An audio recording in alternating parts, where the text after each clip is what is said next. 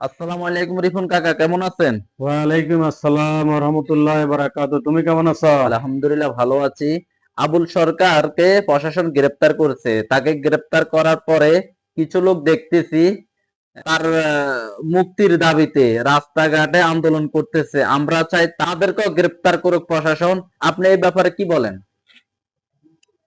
আমি প্রথমে বলতে চাই, আবুল সরকার, তুমি এত সাহস কোথায় পেয়েছো? তুমি আমার আল্লাহকে নিয়ে কটূক্তি করো।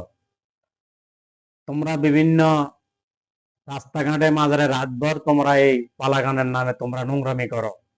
জি আর অবশ্যই। যারা আবুল সরকারের মুক্তির দাবিতে যারা রাস্তাঘাটে এখন স্লোগান দিচ্ছে, জি আমি মনে করি তারাও আবুল সরকারের সহকারী, এবং তাদেরকে প্রশাসন অতি দ্রুত গ্রেপ্তার করুক এবং তাদেরকে কঠিন শাস্তির আওতায় আনা হোক।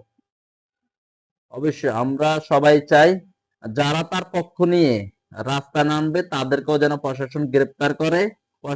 প্রশাসনের কাছে এই আহ্বান আমাদের মুসলমানের সবাই তাদের বিপক্ষে থাকা উচিত, কি বলেন?